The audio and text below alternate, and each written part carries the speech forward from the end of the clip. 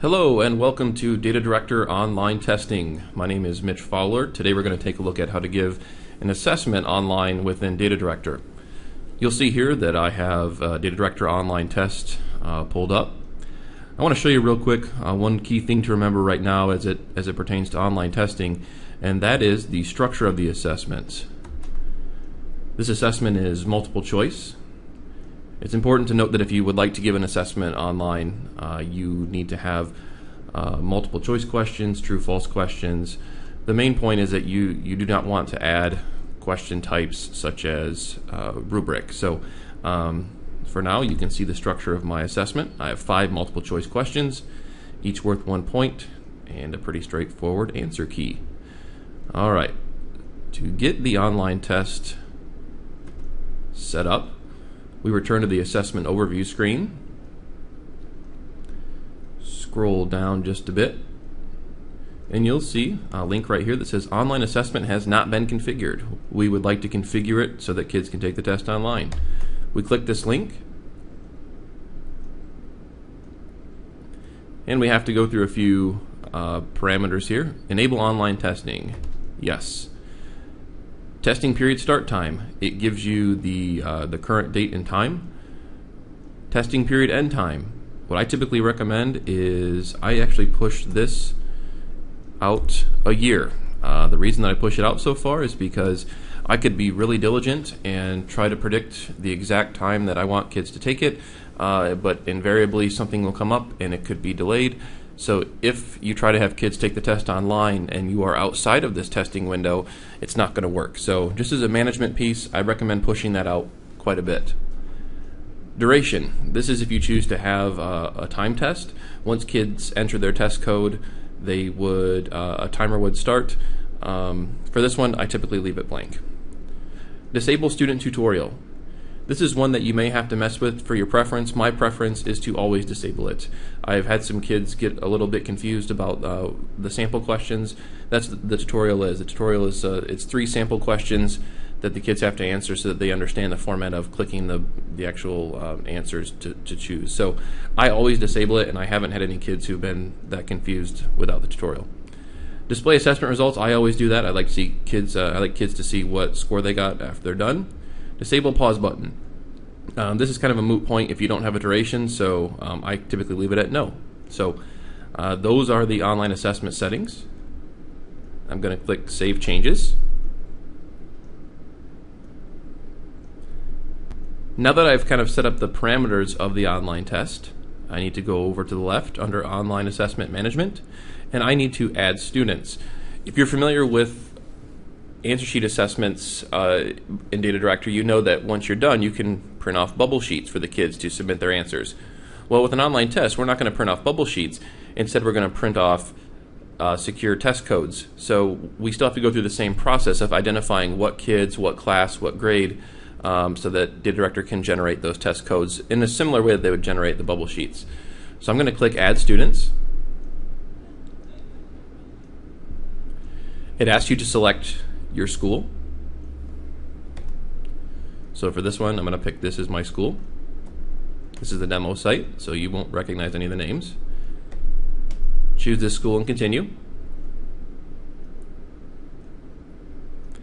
Next, depending on your level of access and what site you're logged in, you can see here that I can see all teachers at Melinda Swain Elementary, but for this one, I am only going to pick 12 demo, so I only want to see kids who are in 12 demos class.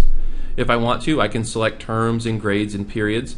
That's fine. For this one, I'm just going to choose teacher, and I'm going to click student selection.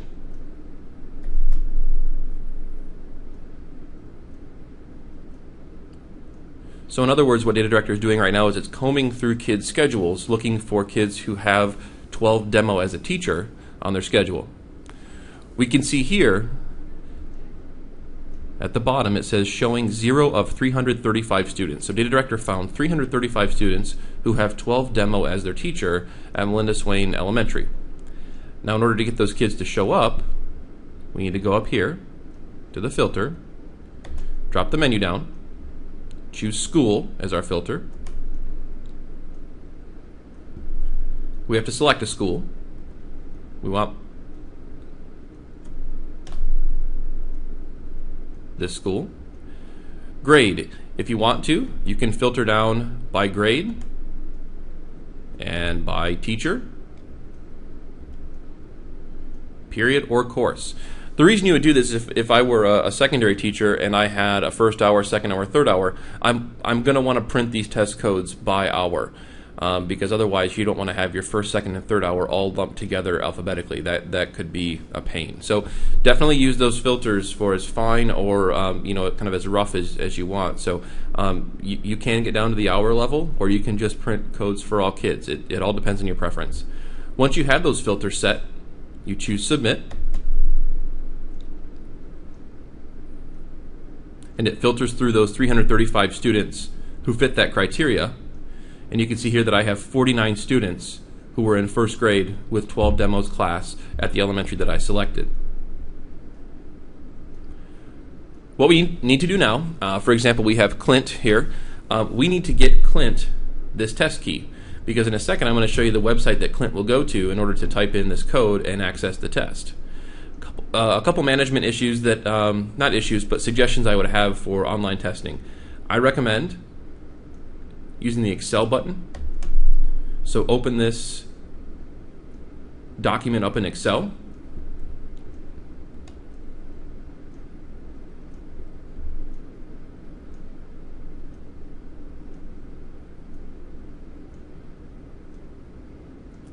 Okay, so once the document opens, you get far more information than you want to give to kids. All I really want are the student names and the test keys.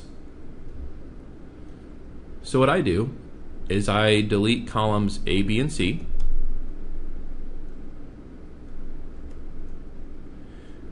I also delete columns C, D, E, F.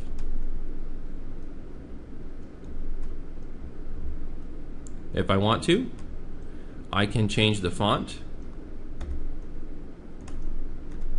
of these. I'm going to click between the columns, so it expands the columns. And then finally, one last thing that I like to do is I like to highlight the cells, right click, choose Format Cells, and I'm going to choose to put a border around all these cells. The reason I'm going to put a border around all these cells is so that when I go to print these off, I have a straight line to cut on.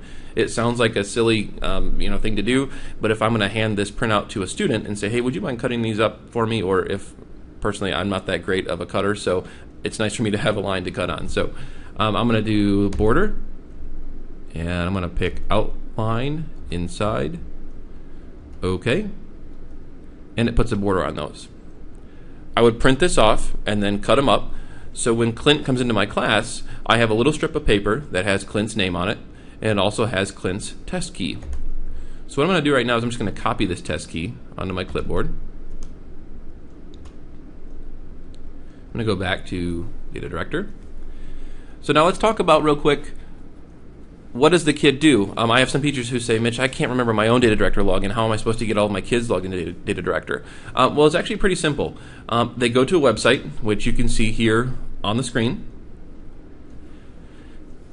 This website allows students to type in their test code.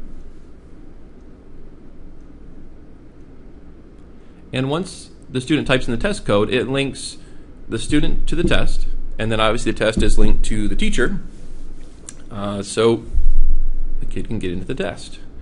Alright, so I'm going to paste the test key here. Click go. And it's going to say, are you Clint? Yes. Are you taking the DataDirector online test? Yep. I click OK. Once it verifies who the student is, there's a little welcome screen that shows up. The students click the next button over here on the right.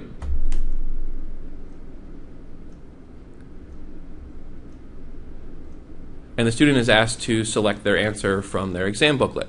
So one of the things you might say is, well, but Mitch, where's the test? As we've gone over in previous tutorials, when we create answer sheet assessments, we're not making a test, we're making an answer sheet. So what would happen here is the kid would actually have that 5-question test printed out next to him, or if you wanted to, you could post it somewhere online. They would read the question, and they would just choose here, oh, my answer for number 1 is A. They click next. My answer for number 2 is B. Click next. C.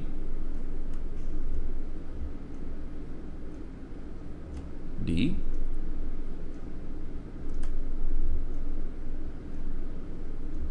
And A.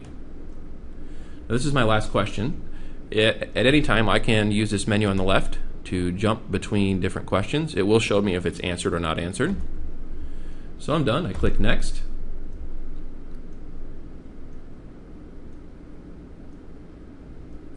Okay, this is a good screen to talk about. So you can choose to review all, so it will go back and allow kids to review all their questions, or all their answers rather.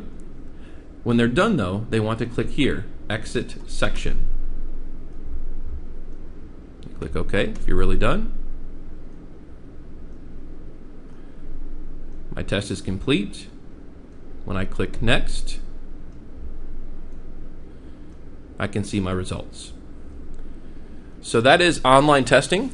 We've covered how to set up the parameters or the configurations of the online test, how to create and how to add students to the test, how to generate those test codes, and then how the kids actually get back to the actual test.